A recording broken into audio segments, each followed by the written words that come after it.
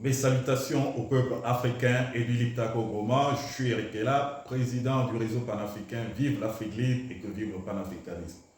Nous allons faire immersion du côté de la Côte d'Ivoire où nous avons eu une surprise agréable, la réapparition du prophète Eli Pada. Pour ceux qui ne connaissent pas le prophète Eli Pada, c'était un prophète, un pasteur ivoirien qui a souvent fait des songes, qui dit que Dieu lui parle et qui a prophétisé tout ce qui est arrivé en Côte d'Ivoire jusqu'à présent. Toutes ces prophéties se sont avérées réelles et vraies.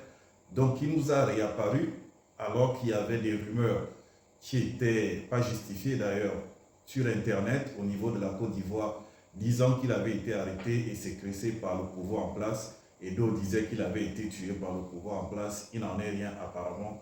Il a réapparu et il nous explique le pourquoi de sa disparition depuis 18 mois. Il dit qu'il a eu une prophétie sur Guillaume Soro en disant que Guillaume Soro n'allait pas mourir et qu'il allait jouer un rôle important au niveau de la Côte d'Ivoire. Ça lui a coûté 18 mois de sa disparition. En tout cas, on dit que quand la tête est là, le genou ne porte pas le chapeau. Je vous laisse écouter le prophète Eli Pada de la Côte d'Ivoire. Moi, je vous dis au revoir, que Dieu vous bénisse depuis vos différentes positions.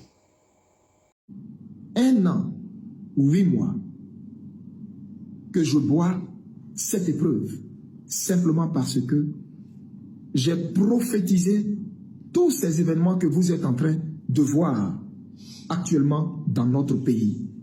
Et parce que j'ai prophétisé que Dieu n'en avait pas fini avec quelqu'un.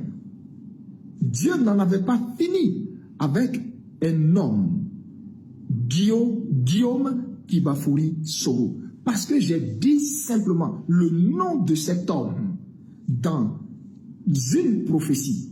Mais je ne l'ai pas dit parce que je connais cet homme. Je ne le connais ni d'Adam ni d'Ève. Je ne l'ai jamais vu. Nous n'avons jamais échangé. Jamais. Je n'ai jamais échangé avec aucun de ses collaborateurs. Mais simplement parce que j'ai dit le nom de cet homme. Aujourd'hui, ça me vaut ce que ça me vaut. Bien-aimé, mais que voulez-vous que je fasse si Dieu n'en a pas fini avec la vie d'un homme? Si Dieu n'en a pas fini avec l'histoire d'un homme? Que voulez-vous que je fasse si Dieu a pour la Côte d'Ivoire un avenir glorieux? Voulez-vous que je me taise? Voulez-vous que je me taise si l'avenir glorieux de la Côte d'Ivoire doit passer par un temps de tribulation et d'épreuves? Voulez-vous que je me taise? Non. Mon rôle est d'annoncer ce que Dieu me dit de dire. Je ne mange à la table de personne. Je ne mange à la table d'aucun homme politique.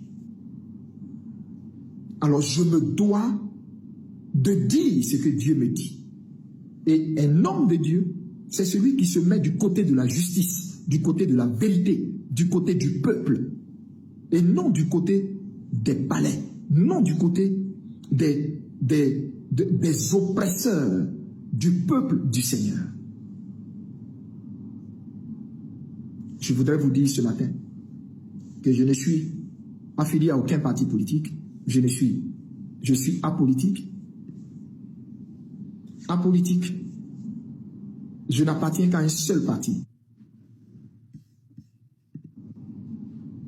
Je voudrais vous dire ce matin que je ne suis affilié à aucun parti politique. Je suis apolitique. Apolitique. Je n'appartiens qu'à un seul parti, le parti du royaume des cieux, le parti de Jésus-Christ.